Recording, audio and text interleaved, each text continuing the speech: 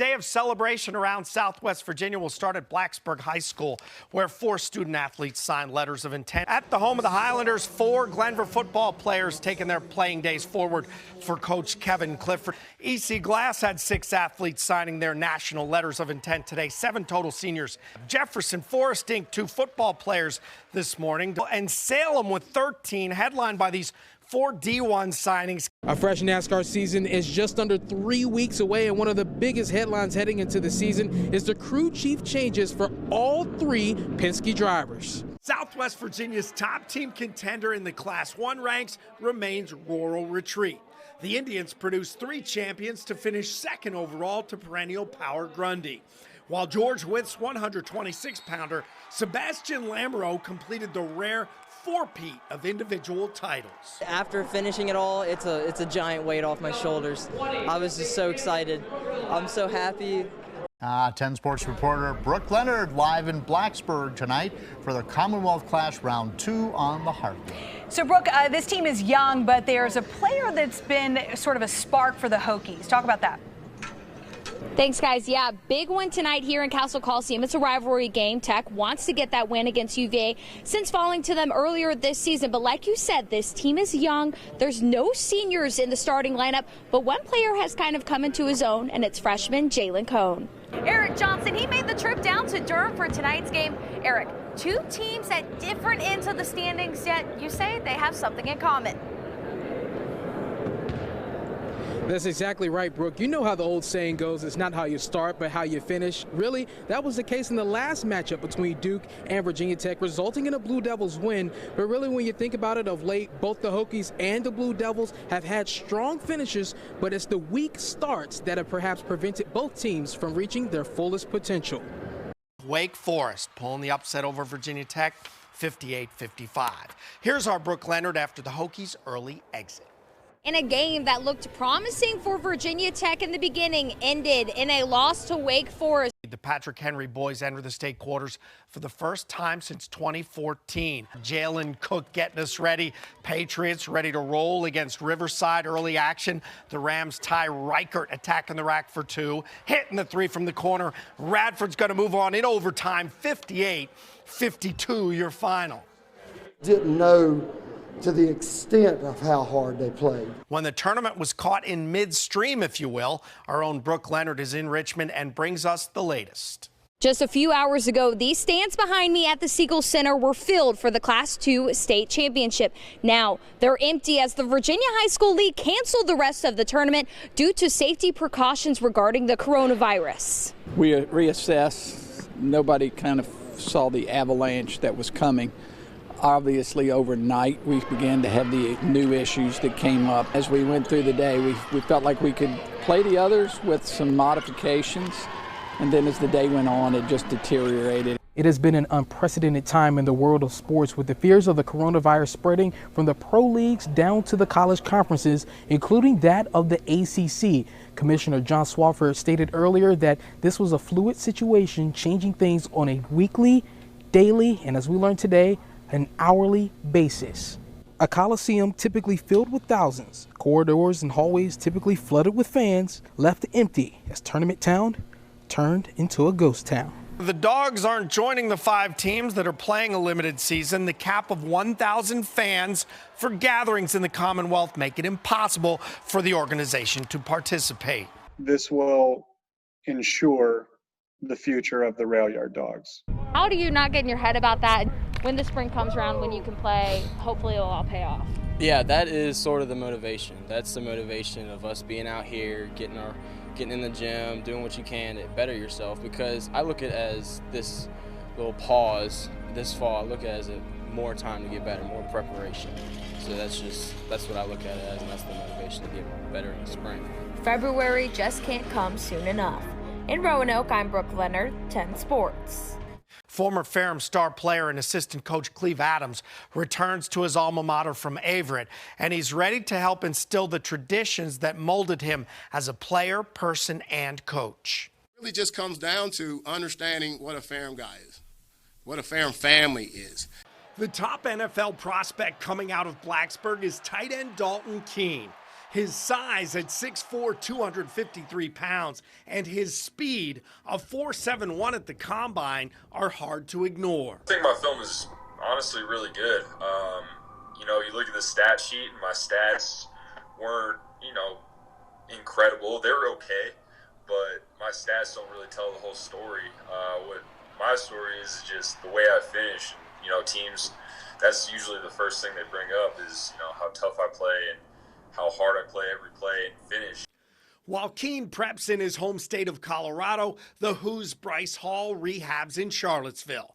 The All-American defensive back is healing from a serious ankle injury that shortened his season, but remains the top Wahoo's prospect as the draft approaches. Like, I would love to play for a team like the Ravens or like the Steelers or the Patriots, somewhere where they're like known for having good defense and just a good organization. Prior to the NFL draft, Antonio Gandy Golden told us he had one official meeting with the team at the Combine, the Dallas Cowboys. But it proved to be their division rival, the Washington Redskins, who drafted him in the 4th round. Honestly, you know, I plan on coming to the league and playing right away, you know, at least getting in the game, you know. What eluded doctors came into focus as Johnson was about to turn 20. She was diagnosed with a rare form of the terminal genetic disease, cystic fibrosis. Severe complications followed, including multiple reconstructive abdominal surgeries. For probably three or 4 years, I had to just completely shut it out. Like, I couldn't talk to a lot of people that I knew from skating. I put my skates in my closet and just shoved pillows so I wouldn't have to look at them because it was just so painful. Johnson was sidelined for 5 years after her health complications led to a serious back injury, but she made a triumphant return in November, persevering through pain and proving that her greatest signature move is her inner strength. It was just a passing thought, like, I wonder if I could still skate, you know, I wonder if I could do it again. And it only took 2 times of me being out here, and I was like, I'm back. I have to do this again. Sometimes when you go for a hike, you never know what twists and turns you may have on your journey or who may be making the same trek as you. That's the story of our latest Backpacking with Brooke segment. Rocky Knob Trail is a 2.3 out and back located just off the Blue Ridge Parkway. We parked at the Rocky Knob campground area, which is closed, so we pulled onto the grass. There were a lot of trails in this area, but we opted for a short hike with a great reward. The trail starts across the Blue Ridge Parkway at the wooden fence. You'll head through the Fat Man Squeeze and lock the gate behind you. The sign will direct you right to the Rocky Knob Overlook, and we started on our way. This part of the trail takes you through a grassy field up a hillside. It is marked, but you're going to the top of the hill, so you can really take any way you want. There were a ton of pretty flowers growing, so of course I stopped and made a flower crown. As we continued to ascend, we heard some hikers behind us and pulled off to the side. It happened to be our very own John Carlin. This is an awesome hike. We'll catch up with them later. For Backpacking with Brooke at Rocky Knob Trail, I'm Brooke Leonard, 10 Sports. We first introduced you to Jason White in 2017 when he was jumping to new heights as a Cave Spring Knight. He left his own legacy, breaking the school's triple jump record that was set by Roanoke native and former NFL star Tiki Barber. As he took his talents north to Shenandoah University, White held on to his core values he had come to cherish. I still keep that dedication, learning it from high school, setting goals, always setting goals just for in school and out of school. I took it to college, and it's been helping me a lot. I just keep my mind straight, keep my mind focused. White said his initial goal when arriving on campus was simple. I want to break that school record. Just go ahead and get my name on there, get my name on the board, had to. He eclipsed the record within the first 2 meets of his college career. Then he did it again as a sophomore at the ODAC Championships with a jump of 13.92 meters. Perhaps the Hokies' best defensive player, Caleb Farley, opting out. All we got was a 45-second statement on Twitter. Today, 10 Sports' Brooke Leonard talks to the NFL-bound defensive back. Caleb Farley was one of the best cornerbacks in the nation returning this season.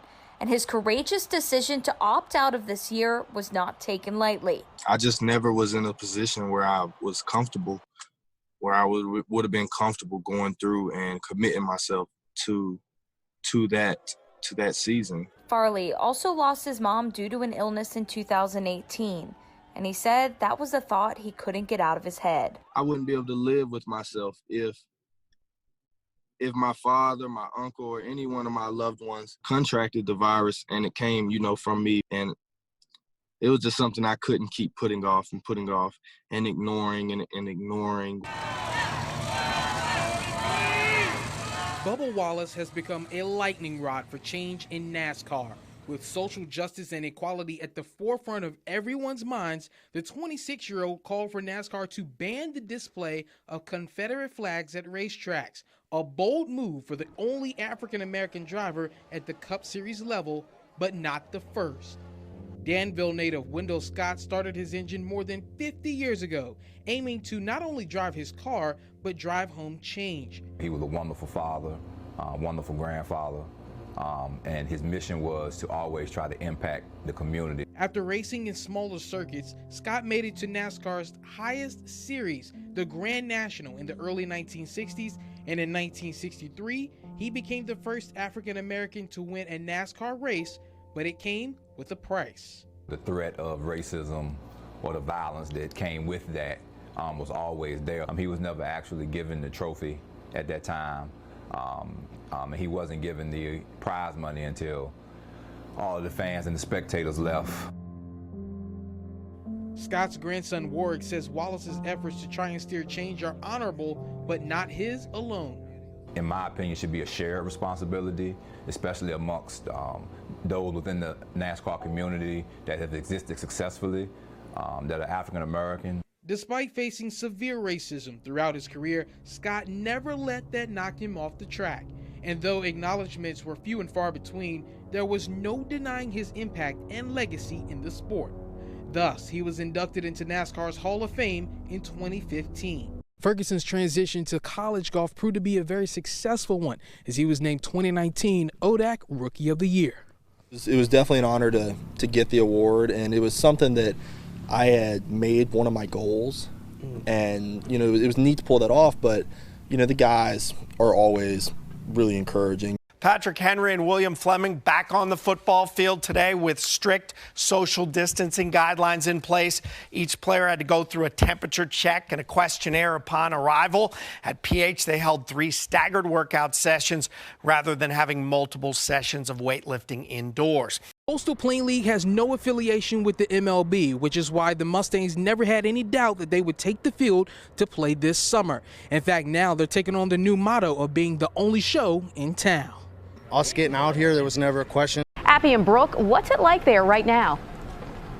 Well, honestly, it's starting to get a little wet. We've had intermittent showers, but keep in mind, NASCAR is nothing if not tradition, guys, and this is the oldest active track on the Cup circuit.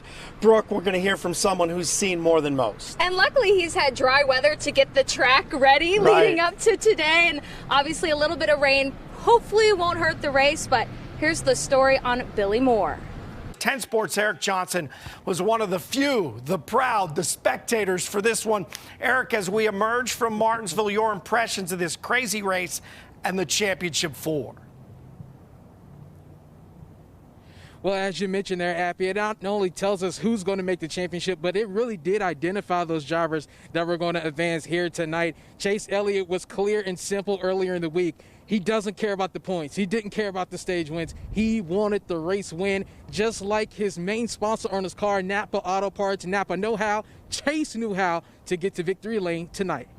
Liberty moves to 8-0 with a 58-14 win. John Appicello has more from the Hill City.